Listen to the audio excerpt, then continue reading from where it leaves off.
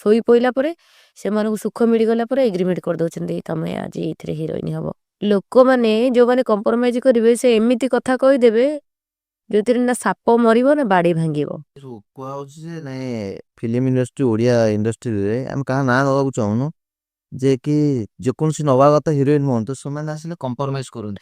ହଁ ଡେଫିନେଟଲି କରୁଛନ୍ତି, no doubt କରୁଛନ୍ତି। ମାନେ କଣ କେମିତି କମ୍ପ୍ରମାଇଜ କରିକି ତାକୁ ଡକା ହୁଏ ନା କଣ କେମିତି? ହଁ କାହିଁକି ନୁହେଁ, ଲୋକମାନେ ଯୋଉମାନେ କମ୍ପ୍ରମାଇଜ କରିବେ ସେ ଏମିତି କଥା କହିଦେବେ ଯୋଉଥିରେ ନା ସାପ ମରିବ ନା ବାଡି ଭାଙ୍ଗିବ।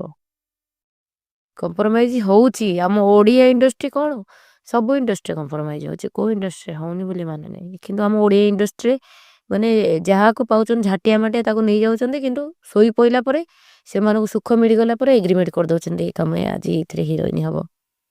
କି ଜାଣୁ କି ନ ଜାଣୁ ଆକ୍ଟିଂ, କିନ୍ତୁ ଯୋଉମାନେ ଜାଣନ୍ତି ସେମାନଙ୍କୁ ମାନେ ପଚାରନ୍ତିନି, କେହି ପଚାରନ୍ତିନି। ନିଶା ମହାରଣାଙ୍କୁ ପଛରେ ପକେଇ ଦେଇକି ଅନ୍ୟମାନେ ଆଗକୁ ପଳଉନାହାନ୍ତି ତ?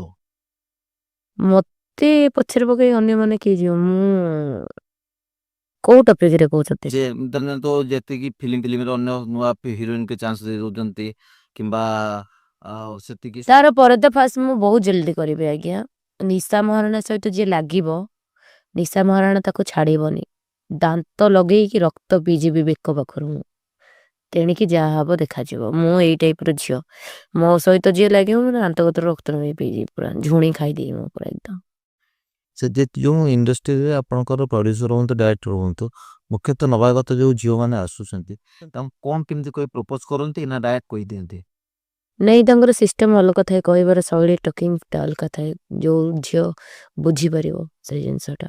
ଆଉ ଯୋଉମାନେ ଯାଉଛନ୍ତି ନାଇଁ ମତେ ସିରିଏଲ ଲାଇନରେ ଯିବାର ଅଛି ତ ସେଇମାନେ କଣ କରୁଛନ୍ତି କି ତାଙ୍କୁ ସେ କମ୍ପ୍ରମାଇଜ କରିକି ଆଗକୁ ଯାଉଛନ୍ତି। ଯୋଉ ଝିଅମାନେ ନାଇଁ ଆମେ କମ୍ପ୍ରମାଇଜ କରିବୁନୁ ସବୁବେଳେ ପଛରେ ରହିଲେ।